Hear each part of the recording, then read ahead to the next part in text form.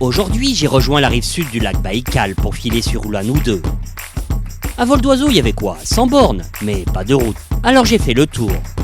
767 km, plus les 700 pour filer ensuite sur Chita, et les 1000 pour rejoindre Skоворodino.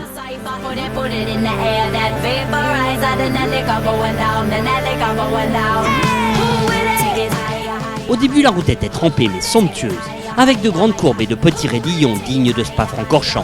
Ça m'a bien botté. Et puis la météo crasse, salace, bouillasse, celle qui te lessive l'envie est arrivée. La mer, les poissons, un mascaré et un tsunami me sont tombés dessus. Une fois de plus, le bitume a disparu, le moral aussi. Je pense que j'ai pris cher, mais on est deux à avoir pris cher. Il y a la moto aussi. Waouh!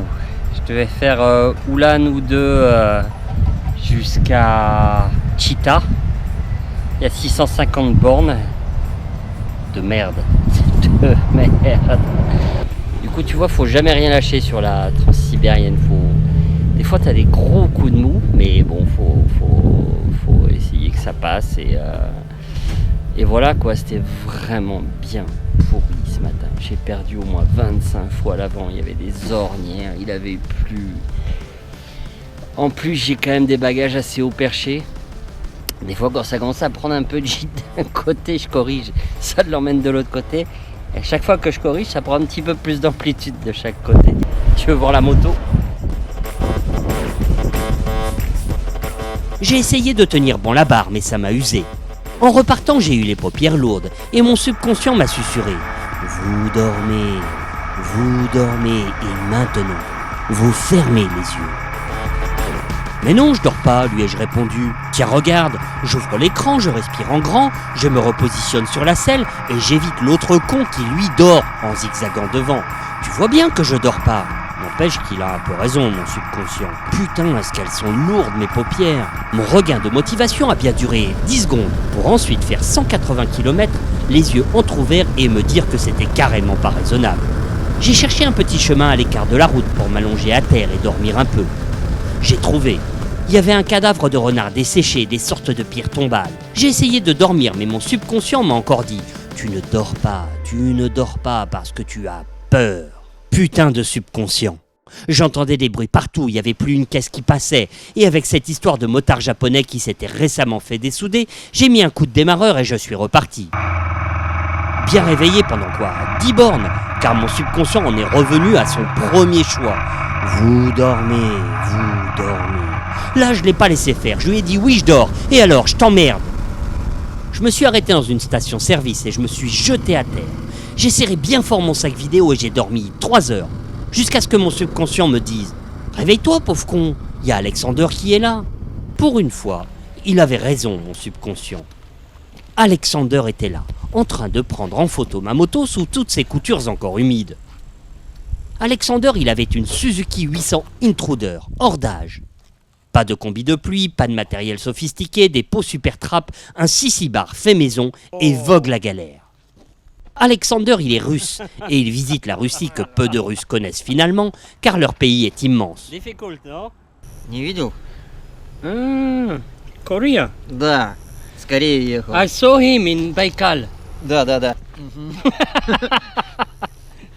On a le même globetrotter, il montre des photos des mecs qu'il a croisés, on a croisé les mêmes mecs. Tu vois, pas besoin de puce GPRS ou de tracking, nous les motards, il y a longtemps qu'on fait attention les uns aux autres. T'es là au fond de ton canapé, tu dis oui, mais moi j'ai pas un gros trail pour traverser la Russie, tiens, Bamat, un bon vieil intruder, et puis voilà quoi, il voit les choses comme ça, c'est simple, et tu provisionnes plus de sacs plastiques, et puis on n'en parle plus. Hein.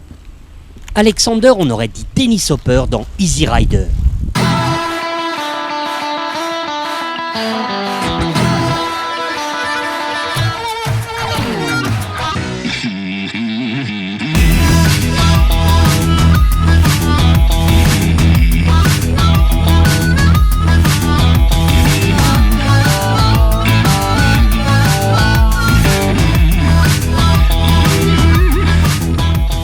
Je venais de faire des milliers de bornes sous une météo de fin du monde.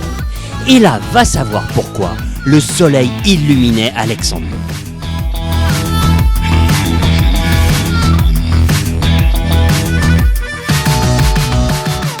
s'en fout la pluie, le froid, la mort, mais surtout roule, rencontre, échange, découvre.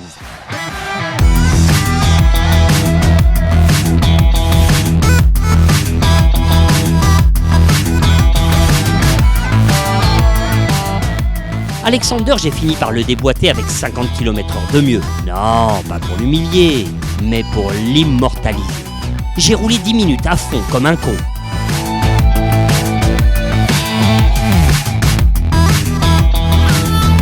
J'ai garé la multistrada, viré mon casque, sorti mon drone, ma caméra, mes GoPro et mes yeux, et il est arrivé.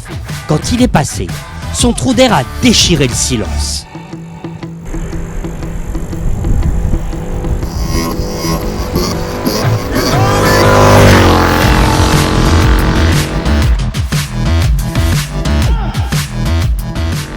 Tu vois ce mec, c'est mon héros à moi, c'est Alexander. Lui il fait la Russie en intruder, suspension capoute, frein capoute, mais il s'en fout, tu vois.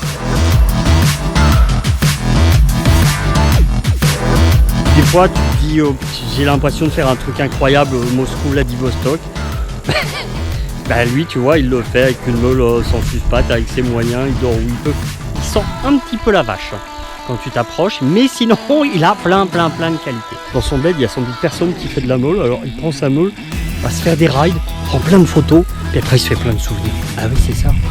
Bon, faut que je le rattrape Alexander, parce que mine de rien il m'égrave avec son intruder. Tu vas pas me croire, le Alexander je l'ai jamais revu. Sans doute un mirage inventé par ma saloperie de subconscient. J'en ai eu marre de la transsibérienne, j'ai pris une petite route sur le côté. De toute façon, le GPS est tout aussi perdu que moi. Il passe son temps à me dire impossible de calculer la route. Et puis je suis arrivé à Blagoveshchensk, à 500 mètres de la frontière avec la Chine. En entrant dans la ville, je lève les yeux et je vois un immense panneau. Quad moto skidoo, inespéré. Bon je crois qu'on va se faire un petit changement de pneus. J'arrive un tout petit peu tard. Il est 6h moins 20, mais apparemment il est gentil, il accepte quand même de le faire. Sauf que tu vas pas le croire, le il, tu sais qui c'est? C'est encore Alexander. Mais non, pas Alexander Hopper, Alexander le mécano. Il a tout de suite mis sa cote, sorti ses outils, démonté Fissa la roue arrière. Et il l'a emporté chez le muet qui change les pneus.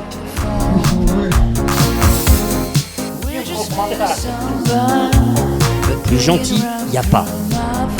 Il m'a ramené à la concession. Il était gonflé à bloc, le Alexander. Il a remonté ma roue et il m'a dit merci en un peu plus compliqué. J'ai dit c'est combien? Il a mis la main sur le cœur, il a souri. Il m'a montré mon vieux pneu qu'il avait gardé par devers lui et m'a demandé de le signer Lolo. Je te jure c'est vrai, j'ai aussi des disciples en Russie et pas qu'un pneu.